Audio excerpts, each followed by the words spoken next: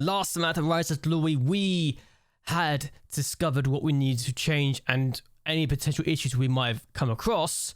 Today, we're at the 7th of September.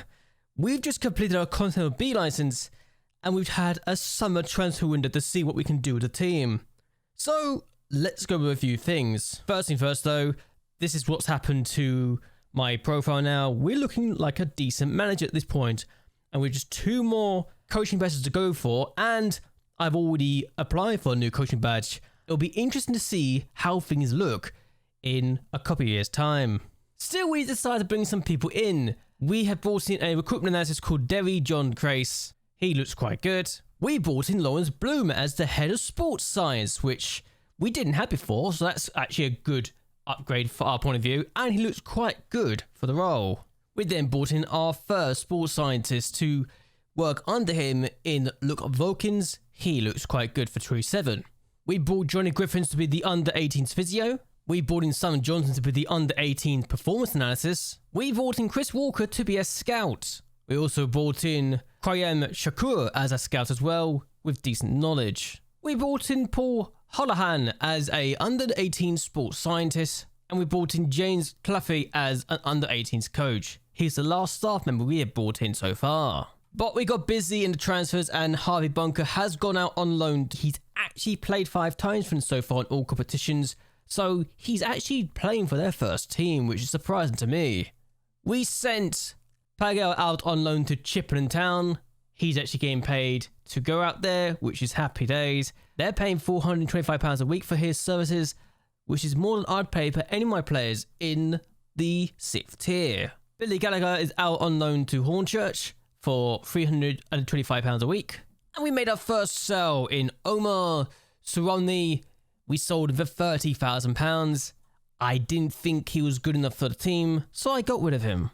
But then the first real sell happened. Udoka Goodwin Malafi was sold for £900,000, which could rise to £950,000 to Huddersfield Town. He's actually made an appearance for them in the Championship, and I'm a little startled, but I thought, given the money that we were offered, it felt like it was too good to turn down, especially when he wanted to go. So he had a release clause of 1.3 million. I got close to a million, so I said, happy days, I'll take your money. And then we started to bring in some players. Brandon Austin was brought in as a backup goalkeeper, who was my best goalkeeper at the time when he came in. We then brought in Dimitri Mitchell as an inverted winger on the right, and he looks quite good for 27, even if he's probably not going to get better than a League 2 player in the future. He's a leading player First Division, but whether he can become a League 1 player in the future remains to be seen. Zane Myers was then sent out on loan to Biggleswade Town before Max Taylor signed for us on a free transfer. We then sold Robust to Lincoln City. He was their backup goalkeeper now, and he just wasn't good enough for us as far as I was concerned. We then brought in Teddy Jenks as a free signing, and given he is quite good, I feel like it's a good move for us to make. The former Crawley Town and Aberdeen player, looking quite good at 22 still, and he's 6'3", so he could be a weapon at set pieces. We then sold Ben Stevenson for $230,000 to Millwall. He's only played for them in the Papa John's Trophy so far. And then we made our first signing, which involved money, in Paris Makoma. We spent £190,000 on this guy, and given he's a perfectionist and he can improve, I'm hoping this is not too much money for the guy, but he's on a 2-year deal. If we don't get performances out of him that I'm looking for, we could always potentially sell him on for money in the future. I like to think that we will at least make a profit from this guy in the future. I really hope we do. We then signed Leighton Stewart on a loan where we're paying just £75 a week. And is he the best loan I've ever made? No. He is 22 though, and he could do quite well. He isn't at the club for the entire season, however, so even though he could be a leading League 1 player for the future, he's a decent player for his division right now and is consistent. It could always be worse. And yeah, we can absolutely do worse than him for £75 a week. But yeah, he's only here until January, so if they want to record him, which they have the option to do so, then it's not the end of the world. He has scored a goal for us so far, even if he hasn't had the best average ratings, so to say the least. We then sent Rio Grant out on loan to Rowington, so another player that's not at the club right now. Then Jimmy Robson left us for £125,000 because it was his release clause, and I have nothing else to say about the matter because it was a release clause that was activated. To be fair, Grimsby are not doing so well with him at the time, and he's been doing quite bad at Grimsby Town as of this moment in time, and we made a £100,000 profit, so it's happy days either way. Grimsby are 21st in League One right now, so I think that's a good call for us to sell him now. Looking at this. We also sold Amadi Little for £20,000, so a good sell again. He's not been doing so well at Chesterfield right now in our division, so again, Chesterfield have taken 2 players from us for decent money, though they haven't been doing very well so far, Chesterfield, as far as I'm aware. Then we got Caelan Casey on loan from West Ham for £50 a week. He's not amazing, but he'll do for now as a backup, even if he has played 3 times and he's apparently upset with his loan spell to my knowledge. Okay, he's getting the playing time he wants, but I feel like he's not happy with the fact he's here for whatever reason. I can't remember where I saw that. I think it's a loan spell thing that I looked at, but I'll look at that later. Is he worth a punt on loan? I don't think he's even here for the entire season, is he? No, he's only here until the 3rd of January, so he may not even be here that long anyway. We then brought in Glenn Stead on a loan deal, and he's a model citizen from Swansea. We are paying about 1.1 grand a week for him, but it's only 1.1 grand a week. They do want us to play him as Mazzala, mind you, but he's not terrible. We are paying also £80 a month for his playing time, but given his ability and given what we're looking at here, that's not a lot of money to pay at all, so it could always be worse. And then we decided to splash out some more money for Malik Mavasil. We paid £125,000 because it was release clause, and he looks like a good player for that sort of money.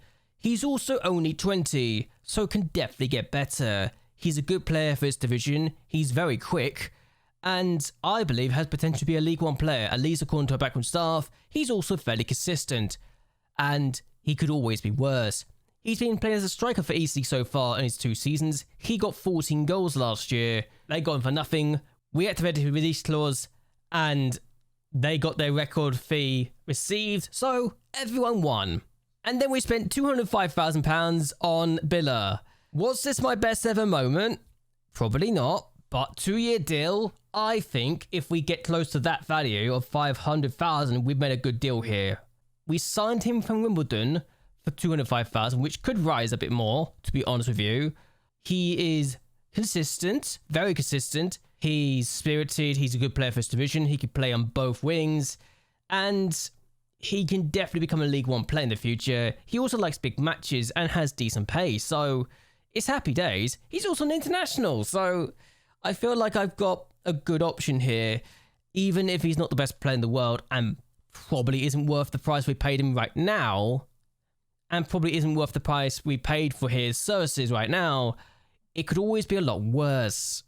And then I got Lewis Ward on the free transfer, and suddenly everyone else looks a bit rubbish. A League One player who is very consistent, doesn't have big matches, but he's quite good and can absolutely be a nightmare to deal with. Good jumping reach, good ever reach, and he just looks quite good, doesn't he? We also signed Will Swan on a free transfer, and I know he's not probably going to get to that potential he's looking at, but a free transfer, 1.1 grand a week. He likes big matches, and he could be a League One player in the future, but we needed someone who was decent. We got a decent player. He can also play as a striker or a winger, so he's versatile if we needed versatility, so it's happy days. Murphy Bennett was sent out on loan because I was upset with his training performances, and he was upset with the fact that I was criticising his training all the time. So we sent him out on loan, and I plan to send him on in the future. We also brought in Thiago Ribeiro on loan, which, given I spent 190,000 on Macoma, probably makes that deal look a bit stupid now when I got this guy on a loan for half the year, but he doesn't like big matches. He is a problem with the loan, so that's also an issue there.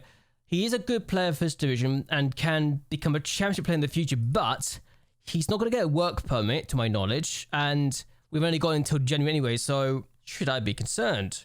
And is this a good move? I don't know. I think it is, but it's only the half a season anyway, so it could always be worse. We also got Ben Nelson on a loan as well, because we needed more bodies in centre defence. We got another body. He's decent. He's also only 20.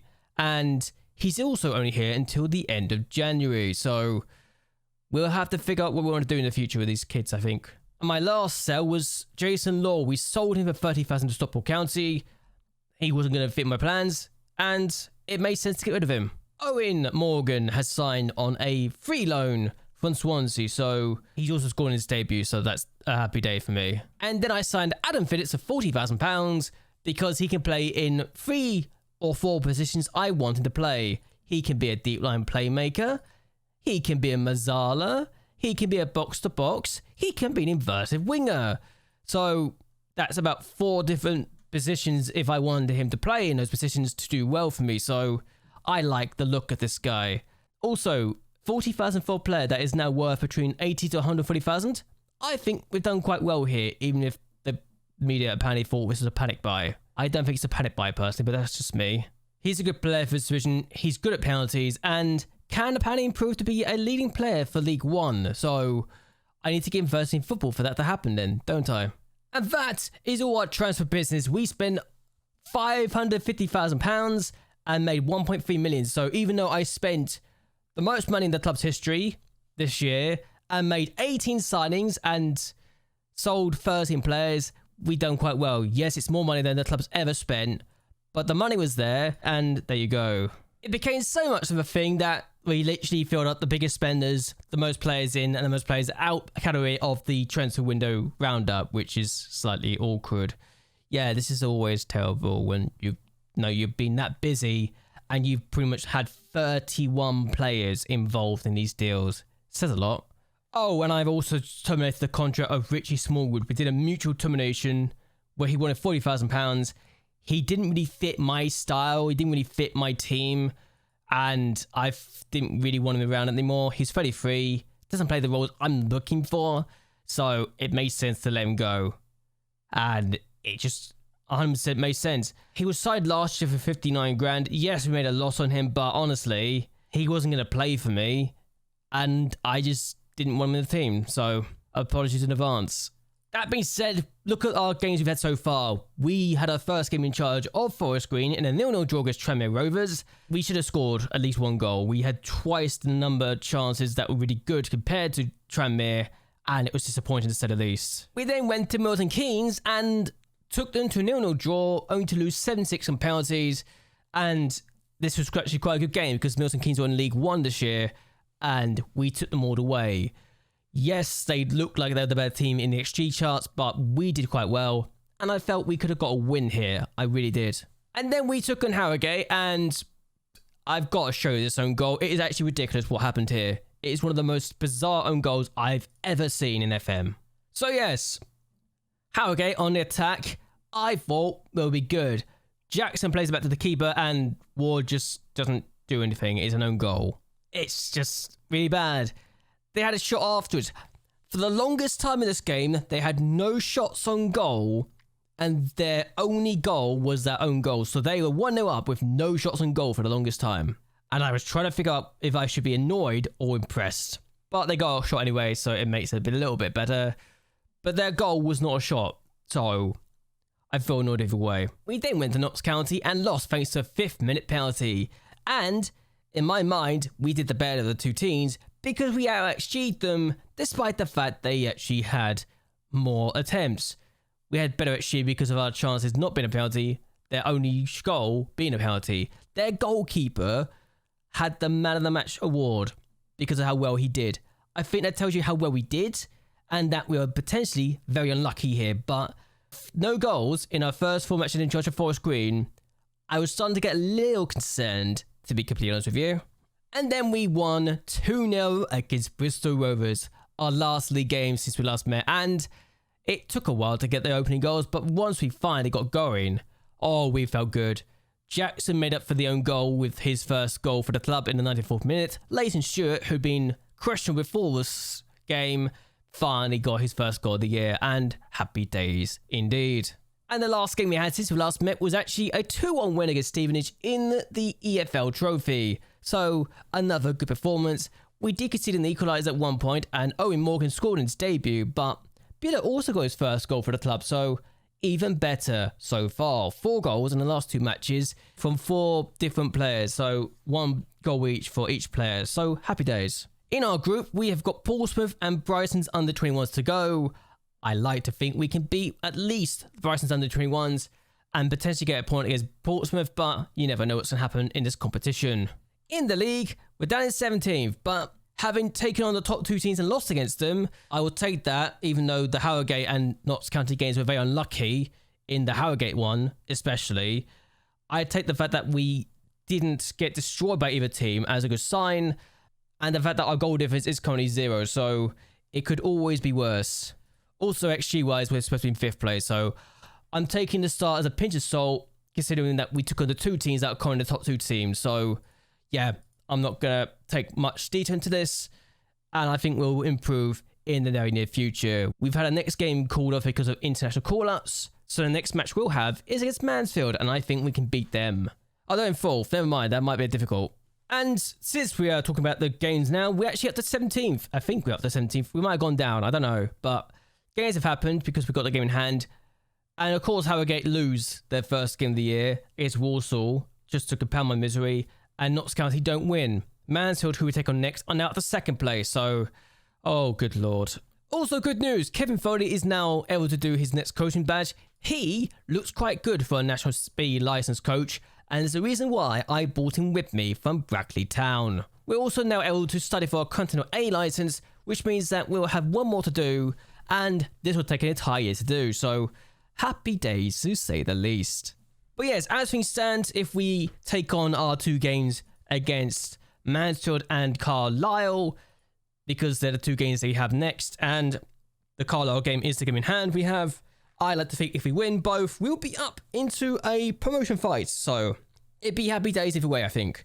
We just need to do better and better going forward. But what I'm going to do is end this here. I hope you guys have enjoyed yourselves. I hope you guys would like and share this video, and that you subscribe to the channel. It really does help me a lot. What do you think of my transfers in the summer transfer window? And what do you think of all the stuff I've done so far to try and improve the club?